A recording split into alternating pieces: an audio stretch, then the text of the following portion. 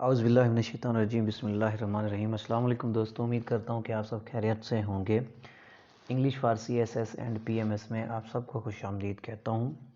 तो पहले तो ये बात है कि मैं काफ़ी देर के बाद वीडियो बना रहा हूँ, तो कुछ मसरूफियात थी जिनकी वजह से वीडियो नहीं बना सका। चलें, अब मैं कोशिश करूँगा कि रेगुलरली जो है वो वीडियोज़ अपलोड करूँ। तो सबसे पहले मैं उन दोस्तों से रिक्वेस्ट करूँगा जो हमारे चैनल पर नए हैं कि हमारे चैनल को सब्सक्राइब करें और घंटी के बटन को भी बजा दें। जी, आज का जो हमारा टॉपिक है वो है प्रेजेंट परफेक्ट टेंस। देखिए, प्रेजेंट जो होता है वो मौजूदा होता है, परफेक्ट जो होता है वो कंप्लीट होता है। टेंस आपको पता है ज़माना या वक्त को कहते हैं। अगर कोई काम मौजूदा वक्त में मुकम्मल हो चुका है, ठीक है, तो उसके लिए हम क्या है, प्रेजेंट परफेक्ट टेंस इस्तेमाल करते हैं। तो प्रेजेंट परफेक्ट टेंस, चूँकि जैसे कि मैं हर वीडियो में बताता हूँ कि सबसे पहले जो है हम वो उर्दू में ही सोचते हैं जब भी ट्रांसलेट करना शुरू करें। तो उर्दू में अगर किसी फ़िक्रे के एंड पे चुका है, चुकी है, चुके हैं या लिया है, ली है, कुछ वगैरह ये आ रहा हो, इनमें से अगर कुछ आ रहा हो तो आप समझ लें कि ये क्या है, present indefinite tense, present perfect tense है। ठीक है, तो जैसे ये मैंने सेंटेंस लिखे हैं, वो ख़त लिख चुका है या उसने ख़त लिख लिया है, दोनों सेम ही बात है, एक ही बात है। तो देखें, इसके एंड पे क्या आ रहा है, चुका है, और इसके एंड पे क्या आ रहा है, लिया है। तो ये बात कंफर्म हो गई कि ये हमारा जो है वो प्रेजेंट परफेक्ट टेंस है। तो जी, अब जब ट्रांसलेट हमने इसको करना है तो किस तरह से करना है, देखें, सबसे पहले हमारे पास है सब्जेक्ट। सब्जेक्ट जो है वो हम लगा लेंगे। तो सब्जेक्ट हमारे पास क्या है, वो हो, दोनों सेम ही है, उसने या वो सेम ही है, ही हम लिख लेंगे। अब देखिए, हमारे पास अगला सवाल ये पैदा होता है कि हमने हैज़ लगाना है या हैव लगाना है। ठीक है, तो हैज़ हैव के लिए मैं आपको बता देता हूँ।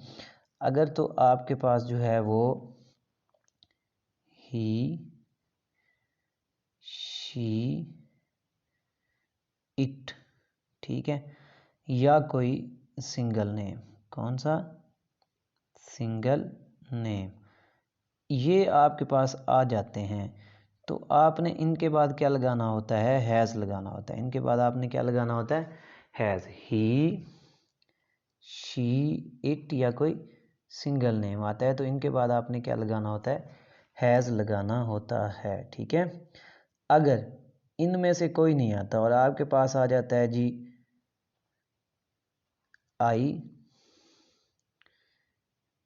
वी, दे, यू, या फिर आ जाता है आपके पास डबल नेम, ठीक है, एक या दो या दो से ज़्यादा नाम आ जाते हैं, ठीक है, प्लूरल नेम्स आ जाते हैं, तो आपने इनके बाद क्या लगाना होता है, आपने इनके बाद हैव लगाना होता है। ठीक है, I, we, they, you, double name आ जाएं तो आपने इनके बाद क्या लगाना होता है, हैव। ये चीज़ें आपने लिख लेनी है, याद कर लेनी है, ये बहुत सी चीज़ों में आपके लिए जो है ना मददगार होंगी। आपने क्या करना है, कोई नोटबुक उठा लें और ये नोट्स बना लें कि हैज़ कहाँ पे लगना है और हैव कहाँ पे लगना है, क्योंकि मज़ीद मैंने आगे आपको नहीं बताना, मैंने सिंपल ट्रांसलेशन ही करनी है। तो ही आ गया, ही के बाद जैसे हमने पढ़ा हैज़ है में से क्या आएगा, हैज़ आएगा, क्या आएगा, हैज़ आएगा। हैज़ के बाद क्या है जी, वर्ब। वर्ब हमारे पास क्या है, लिखना। तो वर्ब की थर्ड फॉर्म है, तो राइट फर्स्ट फॉर्म होती है और सेकंड रोट होती है और थर्ड क्या होती है, रिटन। ठीक है, ही हैज़ रिटन, क्या लिखा जी उसने, लेटर। ऑब्जेक्ट हमारे पास क्या है, a letter, he has written a letter. तो इस तरह से आपने जो है वो कम से कम चेंज करके स्टेटमेंट्स कोई 10 से 12 सेंटेंस बनाने हैं ताकि आपको अच्छे से समझ आ जाए। चलें जी, नेक्स्ट देखते हैं नेगेटिव सेंटेंसेस में क्या है, सब्जेक्ट हैज़ है plus not plus third form of verb plus object आता है। वो क्रिकेट खेल चुके हैं, वो क्रिकेट खेल चुके हैं, क्रिकेट, ठीक है। तो चुके हैं, ये हैं हमें बता रहा है कि ये प्लूरल हैं, तो क्या आएगा, प्लूरल दे। दे के बाद आपको पता है क्या आता है, हैव, दे हैव, ठीक है।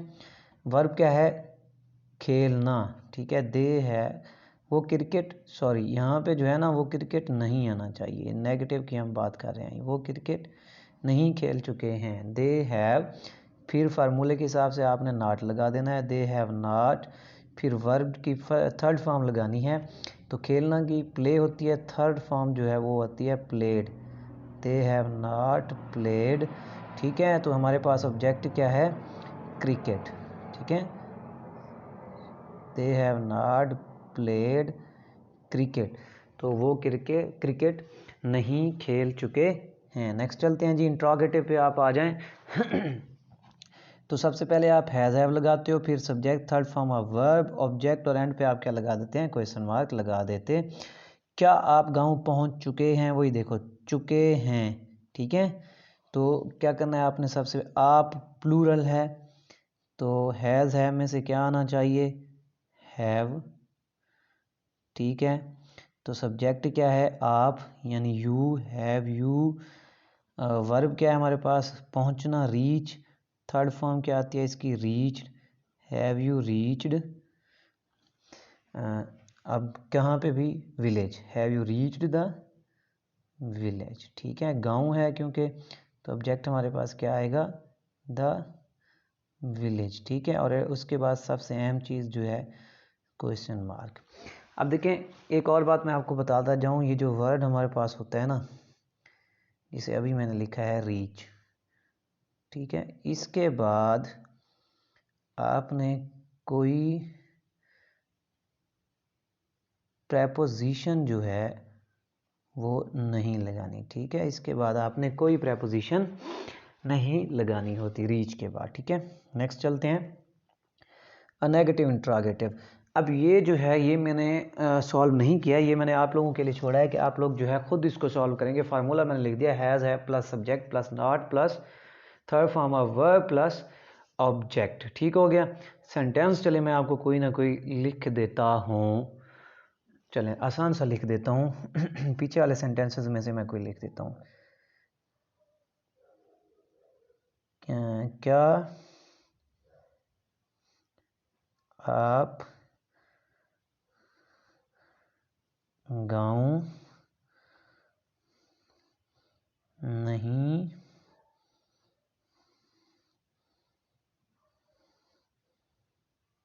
पहुँच चुके हैं, क्या आप गाँव नहीं पहुंच चुके हैं जी। तो इसको जो है आपने ट्रांसलेट करना है और कमेंट में जो है मुझे इसकी ट्रांसलेशन आपने सेंड करनी है। चलें बच्चों, बहुत शुक्रिया ये वीडियो देखने का। मेरे चैनल को सब्सक्राइब करें और घंटी के बटन को भी बजा दें, और जो है आप एक्सरसाइजेस भी किया करें और कुछ कमेंट सेशन में सवाल भी पूछा करें। तो उससे ये होगा कि हमारी कम्युनिकेशन जो गैप है वो ख़त्म होगा और आप लोग जो है नई से नई चीज़ें सीखेंगे। चलें जी, आज के लिए इतना ही था। दुआओं में याद रखिएगा। अल्लाह हाफिज़।